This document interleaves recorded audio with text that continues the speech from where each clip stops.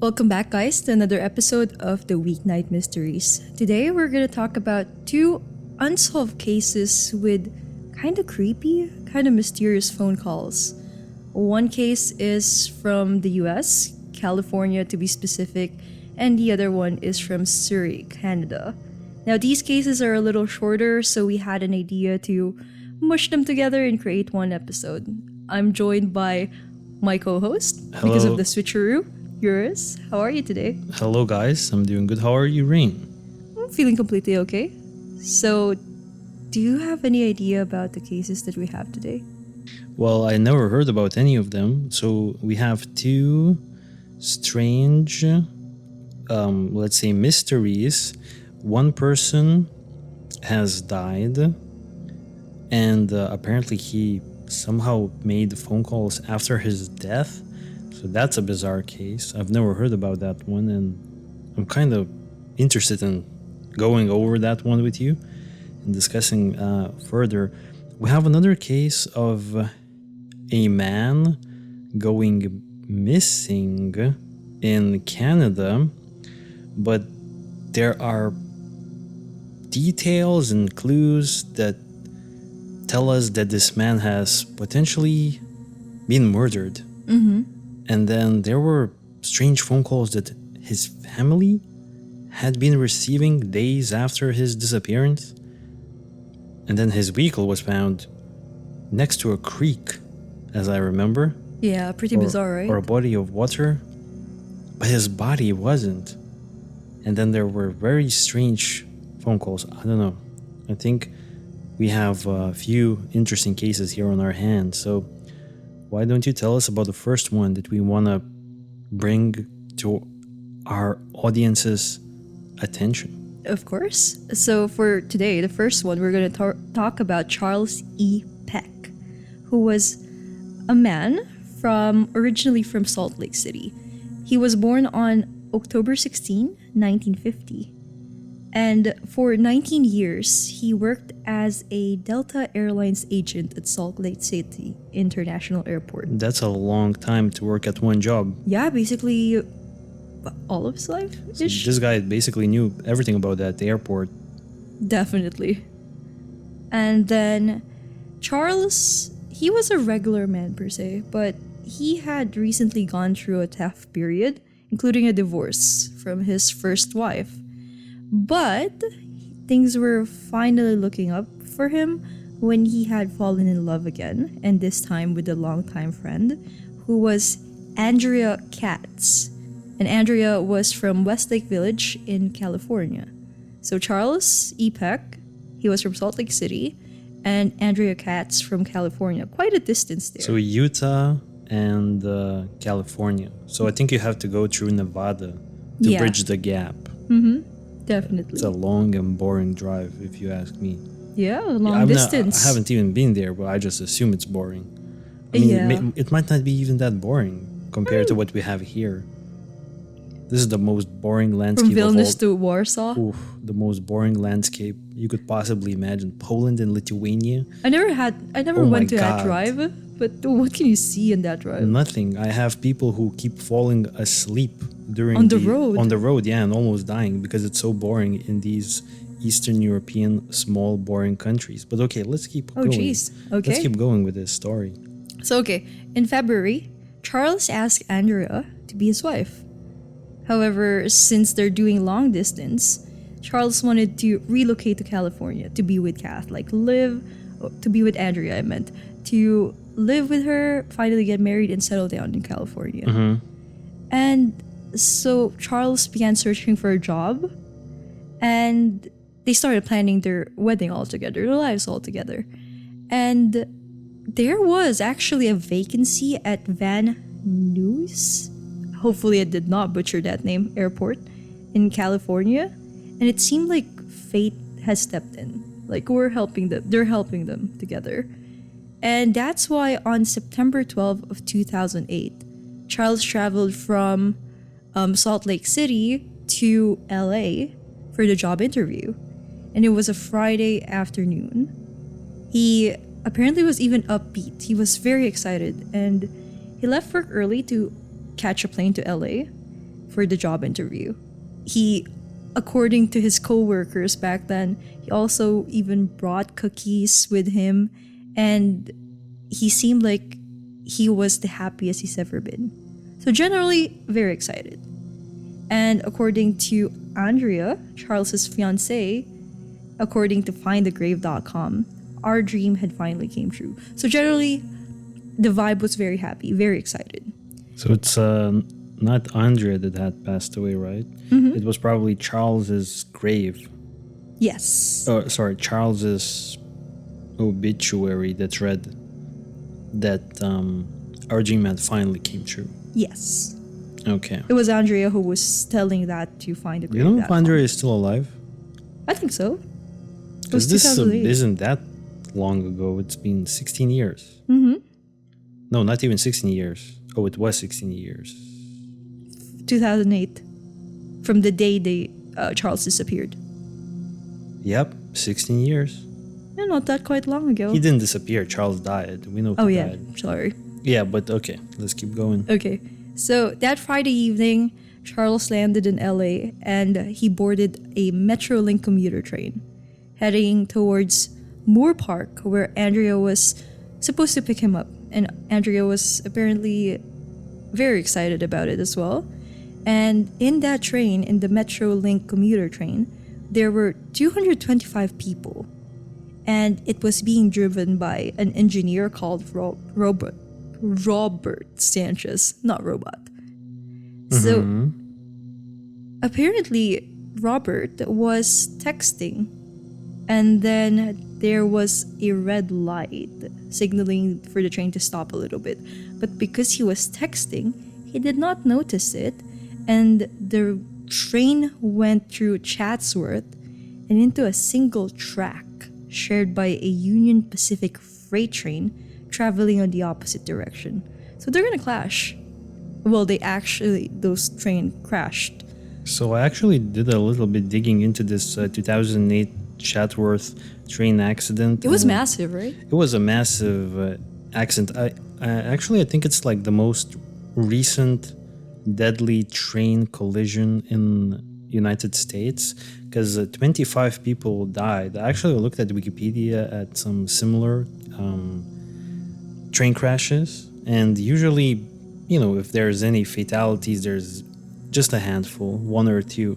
But it's rare to kind of get the train crash with so many dead people as a result of it, right? And this guy, Robert Sanchez, well, he was texting all throughout his day on the train. So he had a thing called a split shift, if you can recall. So he basically works, I think maybe 6 hours, then has a 3-hour break. So he took a nap and then he went back for another 6 hours. That's how his schedule was set up. And he was texting, and apparently he was texting with a 16-year-old train enthusiast. Like what? Like a train fan. Yeah. So I digged into who this man was texting with, and Robert Sanchez was texting a 16-year-old kid who was really into trains, and he was basically explaining him the process of how he's, doing his job. And actually, when they looked at his phone or messages that he had sent, apparently he had already arranged for, I'm not sure if it was that particular 16-year-old train fan, but either way, some other train fan, or maybe that same 16-year-old kid, so that he would go into the cockpit of the train and he would do the train driving. And he said, I'll take care of all the communications, like he'll be on the radio, but you can do the driving. So he was definitely not the employee of the month here.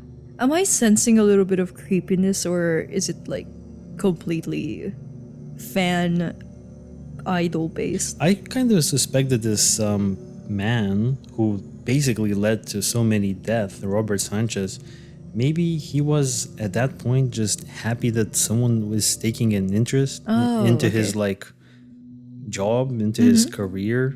I don't think there was anything even more creepy. Like, I know, like 16-year-old Yeah. kids. Yeah, I know what you kind of could suspect here, right? Pretty bad stuff. But at the same time, I think this is just, there's like really this train culture where like people are really into trains. They're really like looking at trains and stuff like that. So I think this was just a situation of a guy who was just wanted to show off his job. It was just super excited to talk about trains. Yeah, maybe himself, he was excited about trains. It's just a train community, I guess. So this person was really texting while he was driving, and the idea here is that there is a passage through a tunnel in California. And now the tunnel can only, let's say, only one train. Accommodate one train because there's only a single track. And they decided that instead of expanding the track within the tunnel, which would be very expensive, because you could imagine like building a second train lane within a tunnel, it's probably insanely expensive because you have to like it takes a lot of time. Bulldoze because there's no space. You need to extend the tunnel. Yeah. So what they did is there are two stops at both sides of that tunnel, if I understand correctly. And one side of the tunnel, you will get a red light, and on the other side you'll get the green light, so that one train coming from like south or whatever could pass first, and after that one passes, the other one could pass. But this time, this person, Robert Sanchez, it's claimed that he did not see. Because he was texting. That it was actually a red light and he hit past. But later on, there were actually debates if this was the case, because some people that survived the train crash actually claim, and I think it was 3 people that survived the train crash, claimed that they had seen a green light. Oh. So it's not entirely certain, I believe, that it was Robert's fault, even though that's the official statement. It could be a technical error then.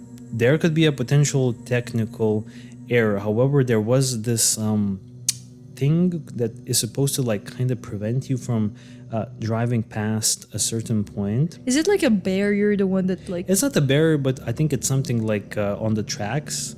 They kind of switch or do something. I don't know exactly what's happening there.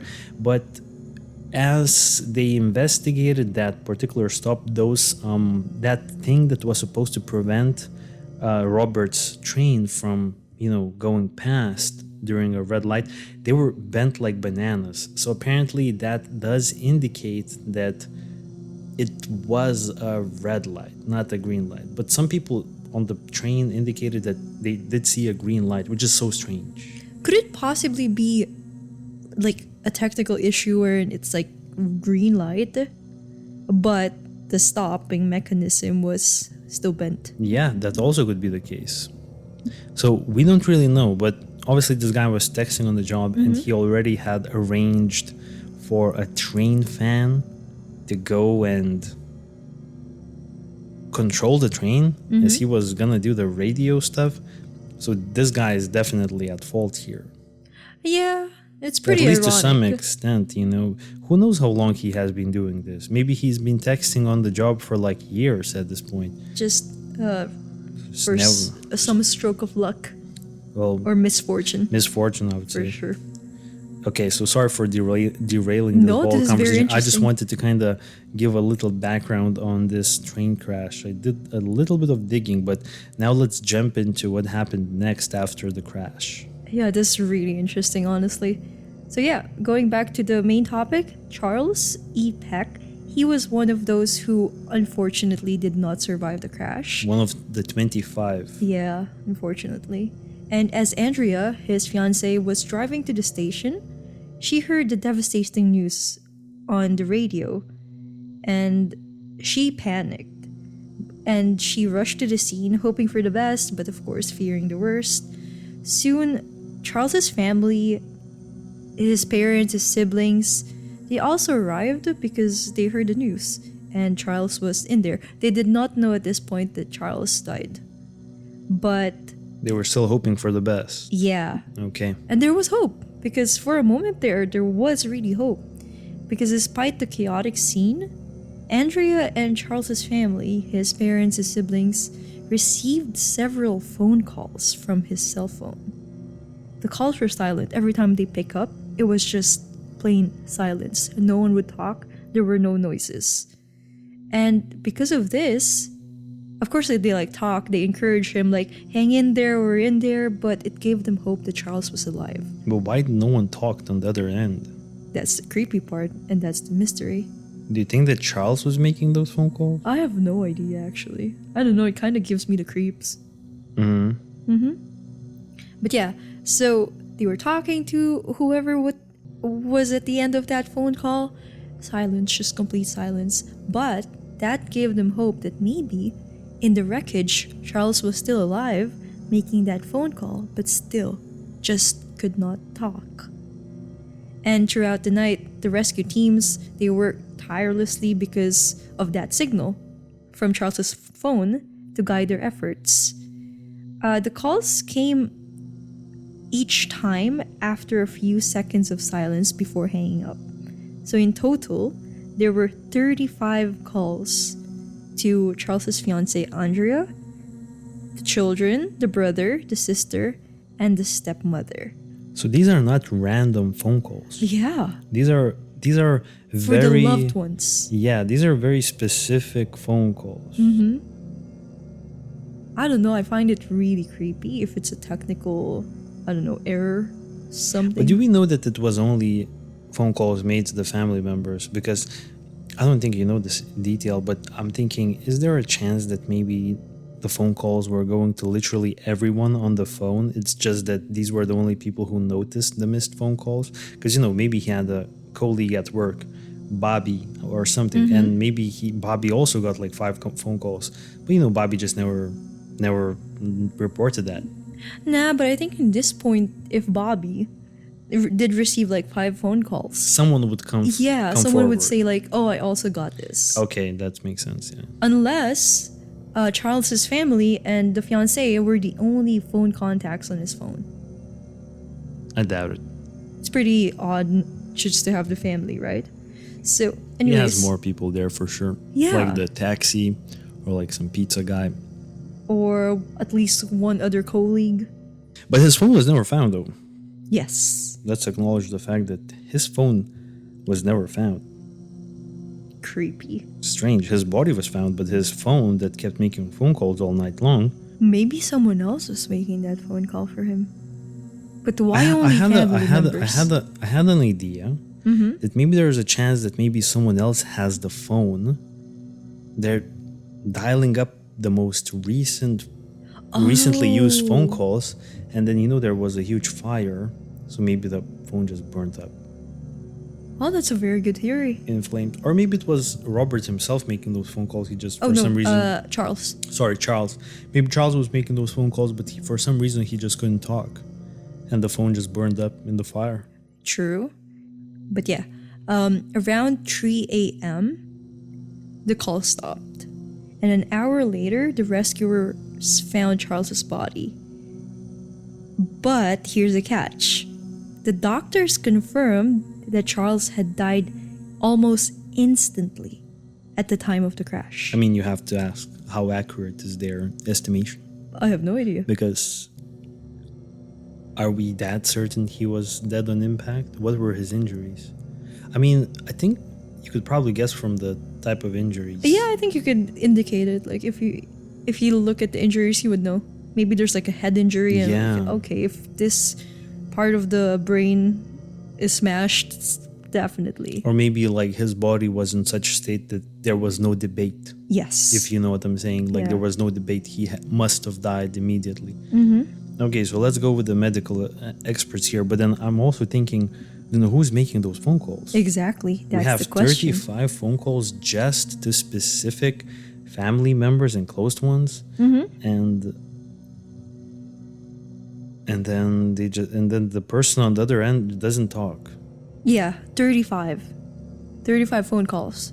No voice. Just plain silence. Maybe somehow, maybe Charles was making those phone calls if he survived the initial impact, but he knew that he won't survive, and he didn't even want to talk. But maybe before he passes away, he just wanted to hear The family's voice. families' voices. So you think there's a possibility that he could have Out moved, of panic or something. At that point, adrenaline's rushing. I mean, moved his hand? yeah, we have no idea though about his injuries. And then the phone just burnt up. I mean, I'm thinking that this is a logical explanation. But they 'cause- found their body. They found his body. I mean. Yeah, But they did not find the phone.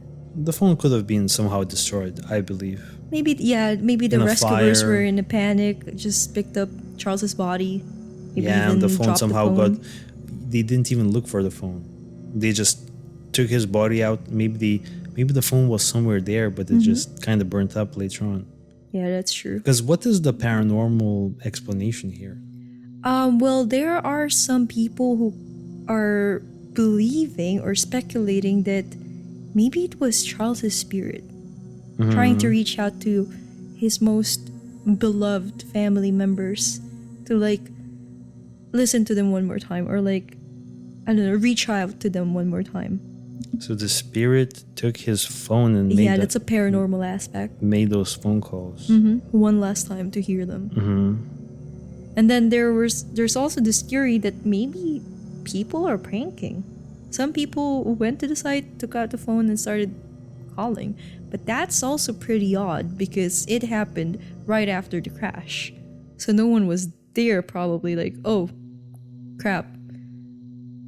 Two trains collided, might as well try to search the area for good stuff. And started calling family members Prank calls. for emergency, maybe. No. If someone picked up the phone, would they call family members? Or would they call, like, I don't know, 911 or something?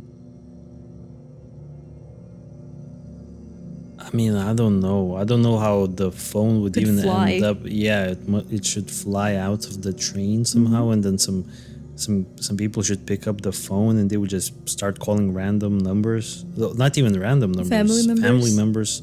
And not speak? Yeah, Charles' family members, and just keep calling until 3 a.m. until they get tired of calling. Yeah, it doesn't make sense.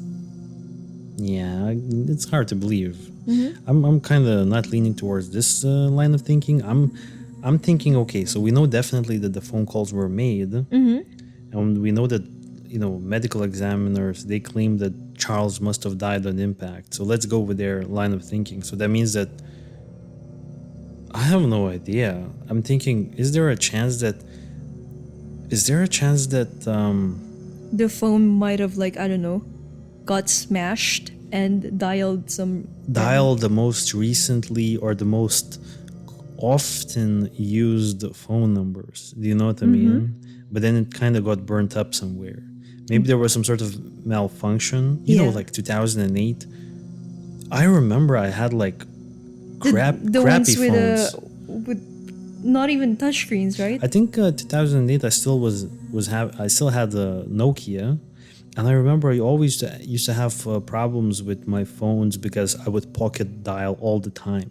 But I don't remember if this was like the Nokia, like the brick phones that I had the problem with, or I think I had the problem with those first Flip phones. first touch screens, but those early touch screens. Oh, like the really small ones. Yeah, the very first touch screens that ever came out. I think I used to pocket dial all the time.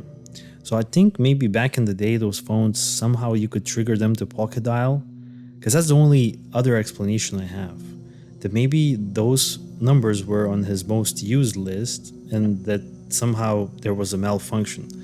And I think you are trying to Google some of this stuff right now. Yeah, I literally typed in 2008. 2008 phones. What do you see? And I see the very first version of the touchscreen phones. Yeah, exactly. And we also have the ones with still like keyboards. Yeah. But with the weird The BlackBerry. center. Yeah. The BlackBerry phones. What do you think happened? Honestly, in this one, I don't know. I would believe it's a technical thing, Yeah. but could be anything actually. Well, not really anything. I think the most possible thing would be the technical issue, maybe the dial. Right? I think so. I don't know. What do you guys think that are listening to this? I hope you guys are. Wait, I have another one. Oh, you have some more ideas? Yeah, what if there was someone near Charles who did not die on impact, but the phone was very close and that person started dialing the most recent contacts? Yeah, I also had that same thought, remember? I also was thinking that maybe that could be the case. Someone else. Yeah, someone else who was close somehow. I don't know, maybe the phone Sat together. We sat together, yeah. That's true. Strange. I hope our listeners have some thoughts on this one, because this is definitely a bizarre mystery. Yeah. In my opinion. All right, let's do a quick water break, and then we'll come back with another strange case involving a strange phone call. Yeah, unfortunately, in this case, we could only speculate. There's no way of knowing at all. Yeah, it's a strange one. All right, we're back from the water break. Rain, bring in the second strange case involving a handful of phone calls, as I understand. A couple. Not that much, but creepy. Strange. Nonetheless. Yeah. But this case falls more into a potential of foul play. Heavily, potentially Yeah. foul play. I think this one is, I kind of kept thinking about the case that we're going to talk about right now. Yeah. And it's definitely foul play. Yeah, because the first one, Charles E. Peck, we just know it's an accident. We were just thinking who made those phone calls and It was what caused I think it was like a more paranormal vibe with Charles's unfortunate passing. But this thing that we're going to talk about is definitely foul play. Definitely. And somebody knows more. Yeah, so this case, the second case, is all about Balraj Singh, or we could call him Raj Rattu. So let's just sorry. call him Raj. Yeah, let's just call him Raj. So sorry if we're gonna butcher the names. We definitely will. This is a man of South Asian descent. Who Was lived from in Canada. Canada. Yeah, from Canada. And this is actually one of the older mysteries that Surrey Royal Canadian Mounted Police has on their books.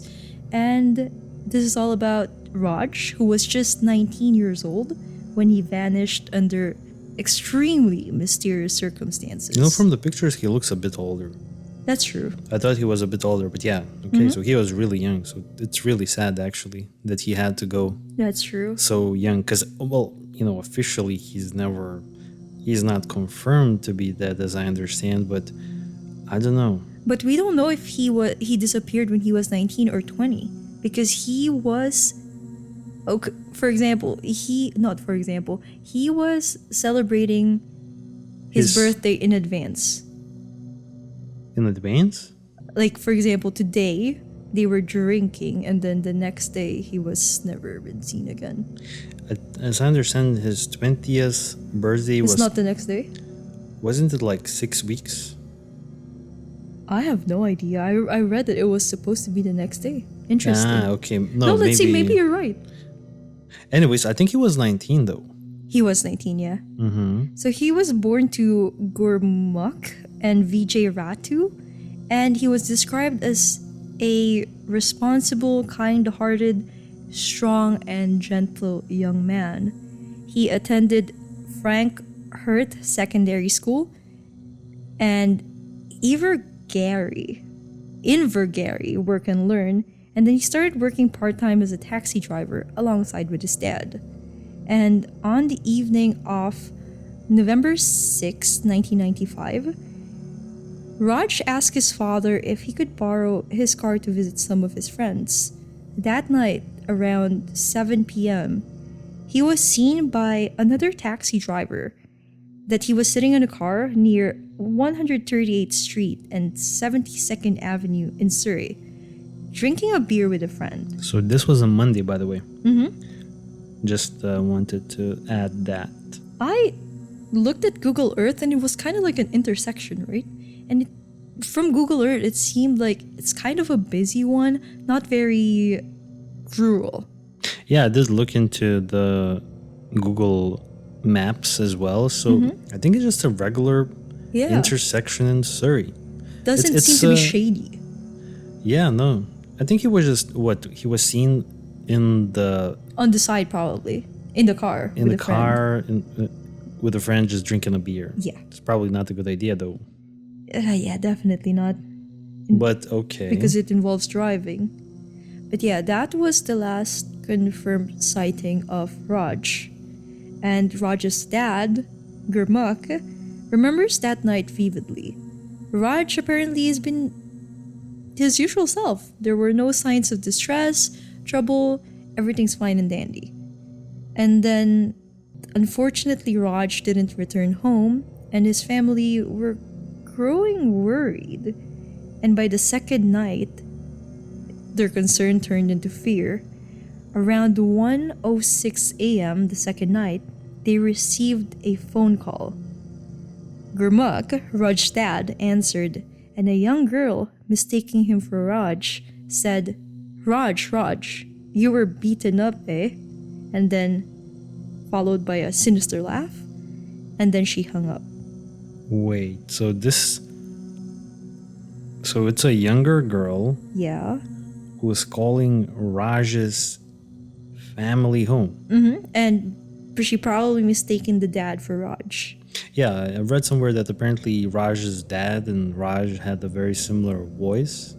So I guess you could confuse them, but I'm just thinking, how are you calling At 1:06. at 1:06 a family landline phone at 1:06 a.m.? And No, but how did this girl even know the number of the landline phone? Oh, maybe they're kind of like close friends. yeah, maybe Raj gave her his phone. But apparently, I understand that Raj's parents, they don't know who this girl is Yes.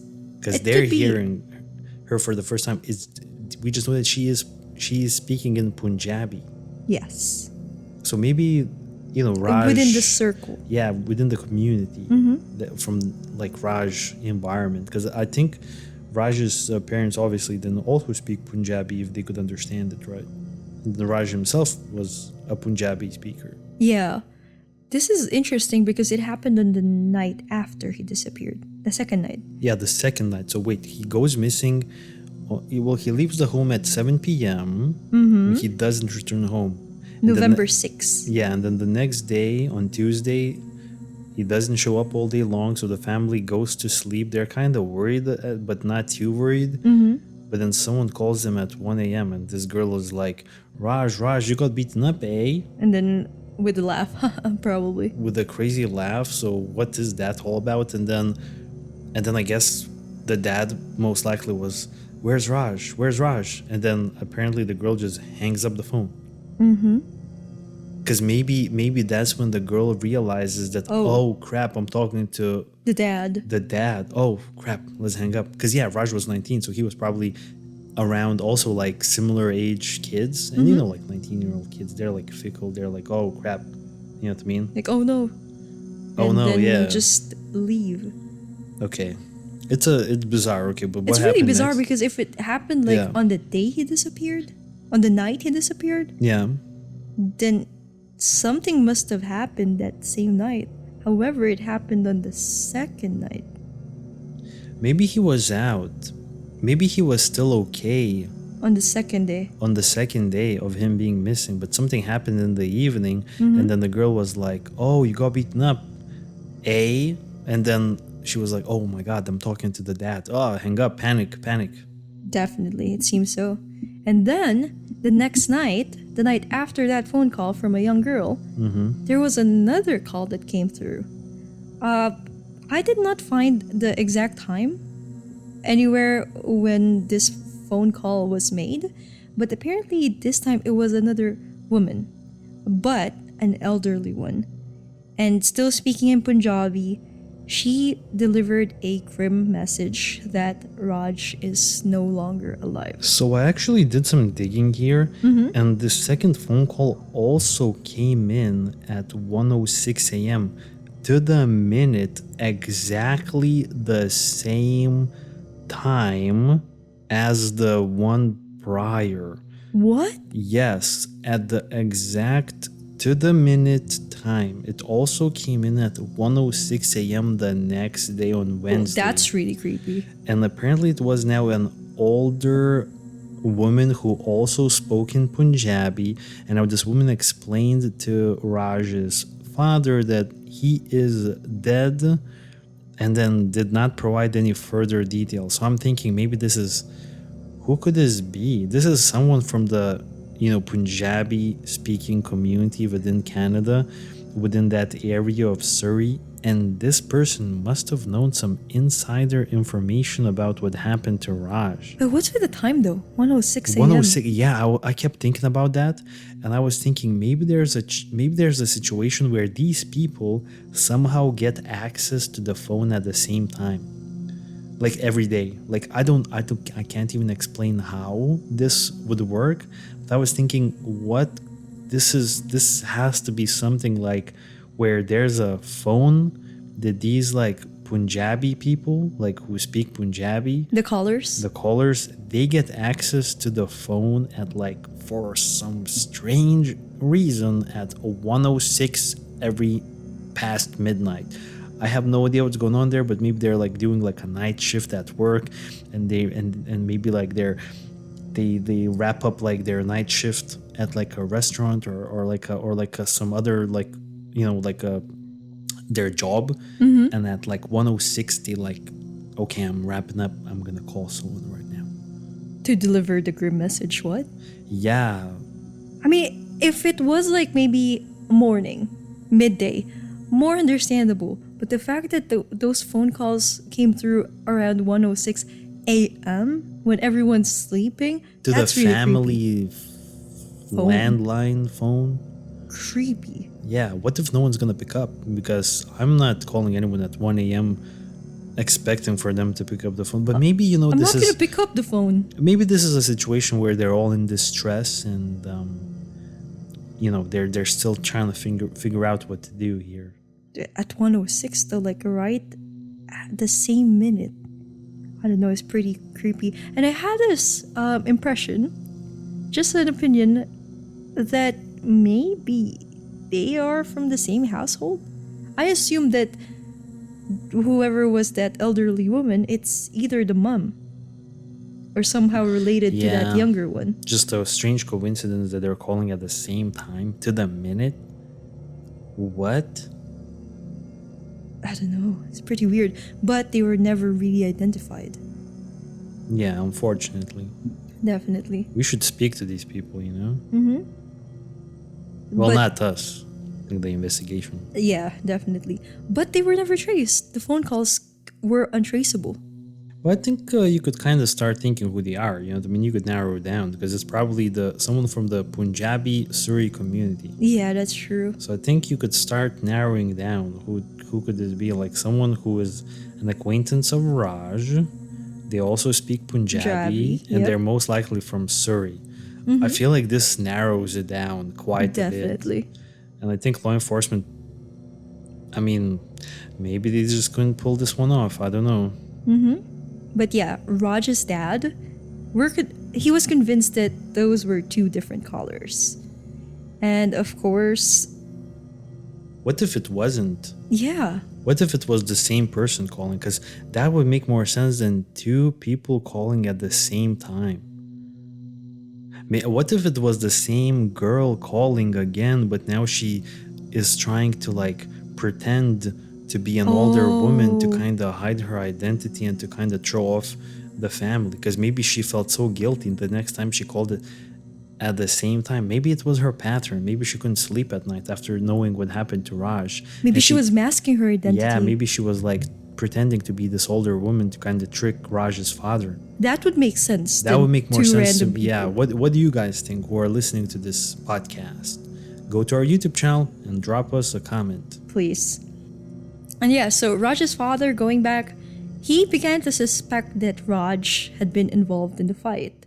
And then 3 days after Raj's disappearance, the police found a car, a silver Hyundai Stellar, burnt out near the Vedder Canal. The vehicle had been driven off a dike and set on fire. Now, to give a better perspective for non-Canadian listeners, it's 4 hours and 33 minutes away from where he was last seen. 4 hours? I thought it was 1 hour. Maybe 4 hours by train. I don't know. Maybe I missed this one out. Cause wait 1 second. Wait, let me do a little bit of Google. No, I had some notes here. Yeah, I have 3 days later. His car was found 1 hour away in Chilliwack, British Columbia. That's just Maybe that's sorry. no, Probably it's the all train ride. But yeah, yeah. I think you have it. must have clicked the train. Yeah, something like that. Because apparently it was like an hour away in Chilliwack, which is a little bit now. In general, Surrey is like a suburb of Vancouver. So Vancouver is this big Canadian city on the west coast, and it's kind of a little bit into the east direction. It's like a suburb, but like a highly urbanized suburb of Vancouver we're talking about here. And now Chilliwack is even more back east, and it was. Wait, is it smaller than Surrey? Chilliwack? I didn't really look into Chilliwack. I assume it's a little bit smaller. I think basically this area was kind of more like rural, and there was this big river called the Vedder Canal or the Vedder River that was flowing there, and the car, as I understand, was driven off a dike. So a dike, I had to look into what a dike is. So in this, because a dike, there's different context. What that could mean, right? But in this context, a dike is basically they would build this structure on a river, usually out of like gravel or like rocks, as I understand, to kind of control the flow of the river, or like to kind of prevent some sort of like I don't know, like something traveling down the river, like to prevent like some debris or something kind of traveling down the river. So it was like the structure that apparently you could, I think, even walk on, and if it's big enough, you could even drive a car on. So I assume this was like a big thing, and someone just drove the car off of it, and then the car was also burned. So I don't really understand how it was burned, but it was also in the water, right? Because you said the car was burnt out. Yeah. No, I'm thinking, how could that happen? Or did I No, it was definitely burnt. It was burnt, but it was also in the river. Yes, on the dike. So it's kind of strange. Maybe it was like right on the edge of the dike. I think so. I think and someone just burnt it. Yeah, because they managed to retrieve Raj's stuff, so maybe it wasn't burned completely. But it's so strange. It's so counterintuitive, because I think you would burn it to hide DNA evidence, but you also would drive it into the water to hide DNA evidence. Why do you do both at the same time? Panic. This is just strange to me. Why would you burn and drive the car into the water? Maybe the car did not fully burn, so whoever did the foul play just thought about driving it into the water. But it's interesting because inside the car, the police discovered... Oh, that's a good point. Sorry for interrupting. That's a good point. Maybe they tried to set it on fire first, and it didn't burn. Or maybe it was like, I don't know, it would create more chaos and more attention. Good point. Okay. And so they were probably like, okay, let's just drive it somewhere rural. Yeah, that's a good idea. Okay, sorry for derailing this. No, it's all good, because it wasn't burned completely. Just maybe very minimal, because the police, they were able to discover and retrieve Raj's things, like his jacket, his undershirt, gray sweatshirt, and jeans. They were all apparently rolled up on the front passenger floor. And his shirt, that was the one that was partially burnt. and with a spot of blood that was found on the collar. So someone removed his clothes and they rolled it on the Neatly. ground neatly. Or do you think it was Raj himself who did that? That's one of the theories, actually. What But that theory? doesn't explain the bird. Uh-huh. Actually, one of the theories that I have here is that maybe Raj committed Suicide. and folded everything neatly, drove into a dike and jumped. But there was nothing to indicate, right? No. That he wanted to commit suicide. No, he was happy. But we don't really know. That's true. We don't really know What's happening in someone else's mind. Yeah, and there could be some information that was never publicly announced. But then again, those strange phone calls. That's I think not. it's to me, it still seems like foul play. Yeah, that's true. And yeah, so in his shirt, in one of the shirts that were found in his car, there was a spot of blood, and they conducted a DNA testing to find out whose blood was it, and it was confirmed that it was Raj's blood. I don't know if it's like a massive spot. All we know is that it was a spot of blood. Could be a small one, even. And there was even a $20 bill tucked into his clothes, but there was no sign of Raj himself. So we would think that maybe he had a fight and that, he got bloodied up a bit. I think that's the significance of the blood spot on his t-shirt. Yeah, definitely, but I don't understand what's the point though. If it was a cover-up, maybe they burnt the car first, it did not work, it would attract attention, so they drove it somewhere rural. How badly was the burns on the car, do we know? No, I can't even find a picture. It just says that it was burnt out. Yes. Whatever that means. We have no idea what were the... Yeah, we're just going off public information at this point. But it was found not in the water. No. I'm assuming it was just driven off a little bit. Maybe they wanted to get rid of the car, and they had intention. They thought that the car would sink, but it would slip. Yeah. But what's the point of folding all of Raj's clothes neatly? So let's think about it. Let's just think about it. Memorial? So let's just go a little bit back here, okay? So this is what I'm thinking right now. So Raj has a beer with a friend in his car at 7 p.m. On the day when he's last seen. Seems normal. It was a Monday, so it's a pretty strange to go have a all-night party, but he was 19, so... all we know is just he was drinking beer, so it was normal. Yeah, but I'm just thinking, he's 19, so he probably finished high school already. He even went to that work and learn thing where he would learn some stuff, I guess. So he was probably fresh out of high school. He didn't really, as I understand, went to a university or anything like that. So he was basically kind of, as pretty much free. He was the same as me at 19. You know what I mean? Pretty much free. Yeah, pretty much free. You just do whatever you want all day long. You do nothing. Well, but apparently he was working part-time as a taxi so he driver. was being productive. That's all good. But I'm thinking, so he's, probably has a lot of free time. And it's a Monday, and when you're 19 and you don't have a full-time job, a Monday might as well be a Friday.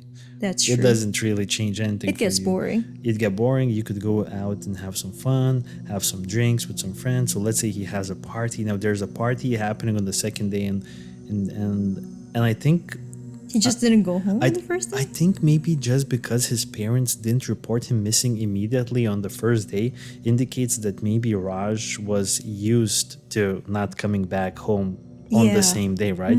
That's what I'm thinking. So maybe Raj didn't go back home on the first day. He was still out with his friends or whatever, hanging out at the party.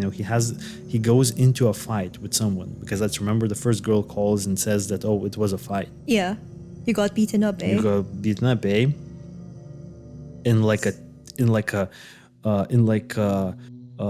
taunting manner, according to Raj's father. Raj's father mentioned that it seemed like someone was taunting him. So Yeah. maybe this girl was not even a friend or anything like that. Maybe this girl was like just an acquaintance, but maybe there was a fight between them or something like that.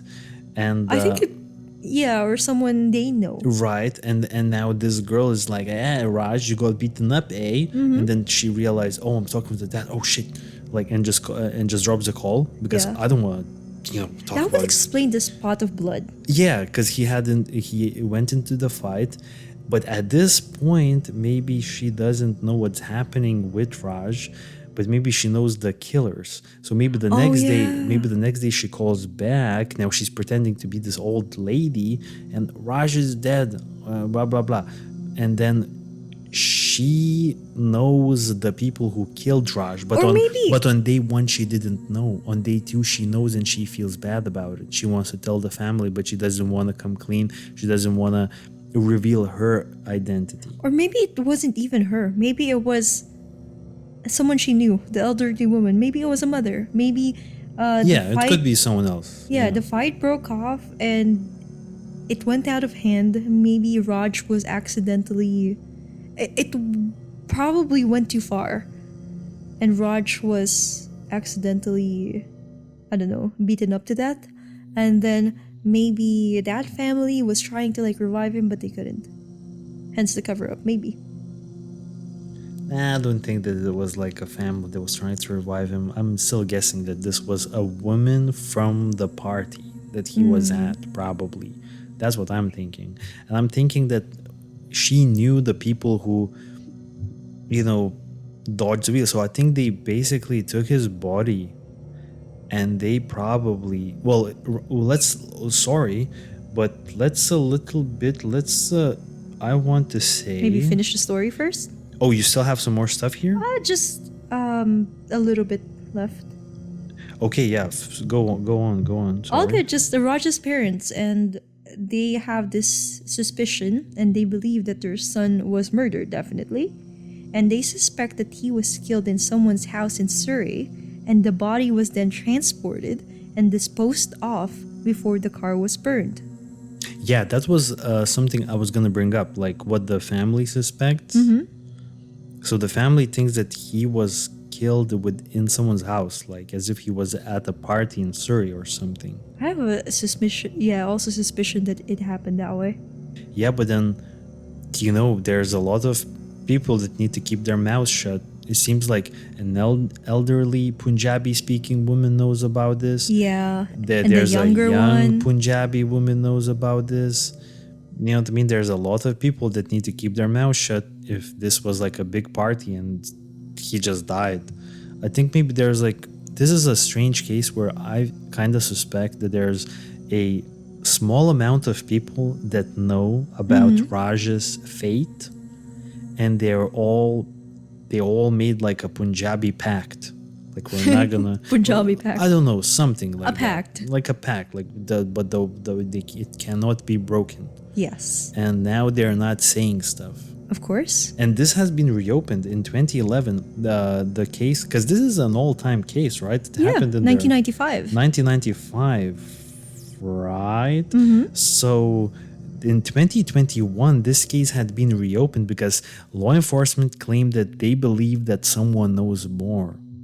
Definitely. And I do think that someone knows more. And it's been so long ago that I just hope someone's gonna come out and explain what happened to Raj. Yeah, that's true. The saddest part is that Raj's dad, apparently he's still driving a taxi, and he continues to visit the RCMP, Royal Canadian Mounted Police Station in Surrey, in hope to keep his son's case alive in the minds of investigators. Yeah. Yeah, so if anyone in our audience knows something, is a local of Surrey, any information will help. Yeah, well, that would be kind of crazy if someone listening to this would actually remember something about Raj's disappearance. Yeah, but hopefully, for the dad. I mean, I don't think we're that big of a podcast yet, but I mean, that would... One day, maybe. One day, yeah, maybe that's a start, right? So, strange. But I do think that we are leaning towards the same theory here that Yeah. there was a party and that someone had murdered Raj. Perhaps intentionally or also perhaps accidentally. One way or another, Yeah. yeah. And then somehow they tried to dispose of his body, they dispose of Do the to car, cover up everything. and somehow they managed to pull it off. It seems like the Canadian police did not figure this one out, That's true. so somehow they got away with this. And it seems like it's Unfortunately, a hard murder to get away with, to be honest, because it seems like a lot of people know about this case. And the fact that the car, the caller spoke Punjabi. yeah, that's what I'm telling. That's what I'm saying. That's what I'm saying. It narrows down the circle. the circle. Do you think there's a chance that in '95 Canadian police were like, we're not gonna deal with this? Because there are some, I kept hearing something about the Canadian. Yeah, I kept hearing about like Canadian like law enforcement not looking into the native Canadian disappearances of There's like another women. case, right? There's plenty. I can't remember. It's about like a native Canadian. Yeah, I mean maybe they are looking into it. All I'm saying is that There was a history. I've seen comments and articles how apparently the Canadian police is not really looking into those cases. I don't know if that's real, but all I'm saying is I've seen something online where there's allegedly some discrimination happening. So maybe the same would even go to like, I don't know, South Asian people. Yeah, there could be a possibility. In Canada, there's a lot of Asian people nowadays. Oh yeah, definitely. I think I know someone from my family is already living there, and I know probably like some of my friends' family, and they already relocated there. Yeah, so I don't know. I don't know what's happening there, but it could all be like just speculation. So what do you think happened? Do you agree with my There's a estimation? theory. Well, I completely agree with yours because that's the most possible one. But there's also a theory that maybe Raj was involved in drugs or gangs. But if it was, then the cover-up might have been a little better, and it does not explain the phone calls. I wouldn't say that would make the cover-up any better, because these gangsters with the drug involvement, they're not like Agent 47. Maybe It's the still car would not be found. No? I don't think Raj was involved in like really high level criminal. I think so, yeah. And if he was involved in the lower levels of like criminality in that area, I don't think that we're talking about like criminal masterminds. Yeah, that's true. And according to Roger's dad, he was a very responsible young man, so he wasn't associated to any of those. No. There was also a theory of suicide, but I don't know, the phone calls doesn't really... No, the phone calls up. clearly indicate that Raj was in a fight. And it was a cover-up. Yeah. Yeah, It's strange, though. It's strange. But thank you for bringing this case up. Definitely didn't hear not the first case about Charles nor about Raj. And both cases are very strange. I think that the first case that we talked about definitely, to me, seems like that's really strange. Yeah. But I'm kind of not leaning towards the paranormal explanation there. I'm still thinking that there could be some phone malfunction happening. In Raj's case, I kind of lean towards that Raj was in a fight, just like the girl said on the phone. Yeah.